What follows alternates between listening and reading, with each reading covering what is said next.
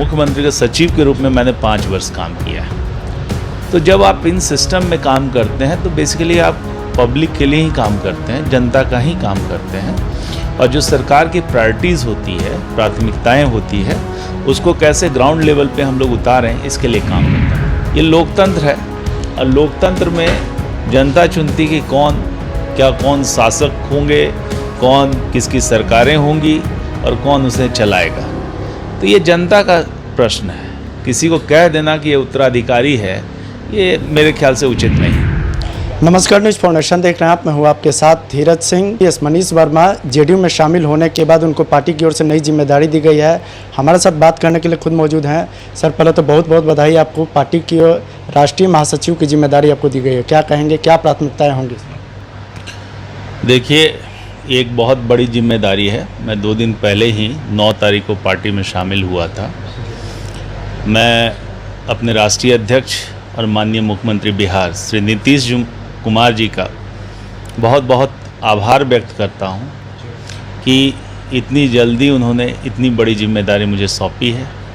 और जिस भरोसे के साथ उन्होंने सौंपी है, मैं कोशिश करूंगा कि वो सारा भरोसा उनका पूरा हो, जो उम्मीद है।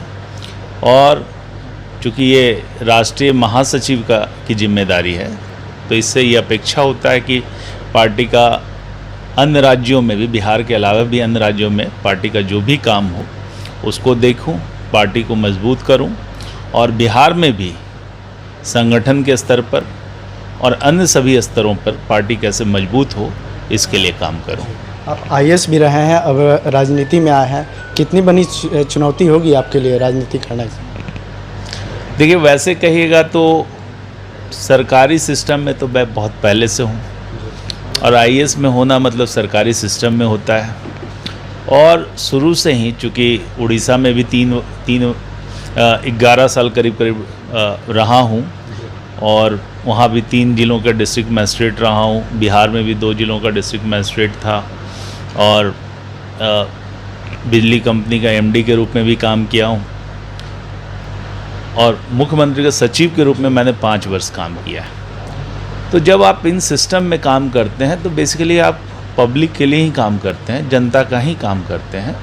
और जो सरकार की प्रायोरिटीज़ होती है, प्राथमिकताएं होती है, उसको कैसे ग्राउंड लेवल पे हम लोग उतारें, इसके लिए काम होता है। नीतियां हम लोग बनाने में सहयोग करते हैं और साथ ही नीतियों को ज़मीन पे उतारने का भी काम करते हैं। तो इस तरह से लोगों के काम से जुड़ाव तो पहले ही से था। अब ये क्या एक नया रोल है जिसमें पार्टी के लिए काम करते हैं। और पार्टी, आप जानते हैं कि जनता और सरकार के बीच में सेतु का काम करती है। पार्टी का काम है कि जनता की जो समस्याएं हैं, जनता की जो प्राथमिकताएं हैं, वो सरकार के समक्ष रखे और सरकार जो है उन समस्याओं को दूर करने के लिए कदम उठाए। तो ये तो बहुत महत्वपूर्ण जिम्मेदारी है। और पार्टी, चूँकि आप जान रहे हैं कि विधानसभा के चुनाव हैं बिहार में, झारखंड में, तो ये भी हमारी प्राथमिकता होगी। झारखंड विधानसभा चुनाव आने वाले समय में है। पिछले दिन राष्ट्रीय कार्यकारिणी की बैठक में ये तय हुआ था कि पार्टी वहाँ लड़ेगी। किस तरीके से पार्टी की तैयारी, चूँकि आप राष्ट्रीय महासचिव अब हो गए तो आप पे भी बड़ी जिम्मेदारी होगी, गठबंधन के साथ लड़ना या अलग लड़ना वाला?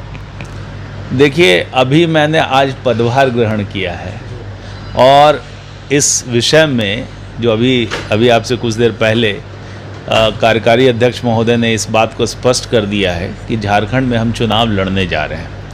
उसका मोडालिटीज़ कैसे होगा, किस तरह से हम चुनाव लड़ेंगे, किसके साथ गठबंधन होगा, वो आने वाले समय में तय हो जाएगा। ठीक है ना? अभी तक इस पर नीतिगत निर्णय नहीं हुआ, लेकिन ये स्पष्ट है कि चुनाव लड़ेंगे। आखिर में एक सवाल है कि आपके पार्टी में शामिल होते ही कई तरह की चर्चाएं हैं कि नीतीश कुमार के सक्सेसर के रूप में भी आपको देखा जा रहा है।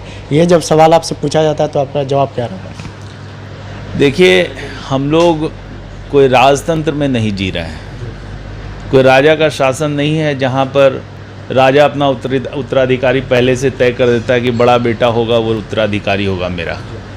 ये लोकतंत्र है और लोकतंत्र में जनता चुनती कि कौन शासक होंगे, कौन किसकी सरकारें होंगी और कौन उसे चलाएगा। तो ये जनता का प्रश्न है। किसी को कह देना कि ये उत्तराधिकारी है, ये मेरे ख्याल से उचित नहीं।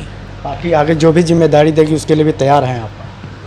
अवश्य। जिस भरोसे के साथ मुझे पार्टी के अंदर लाया गया है, इसके लिए मैं पहले भी कह चुका हूँ कि माननीय नेता का मैं बहुत बहुत आभारी हूँ।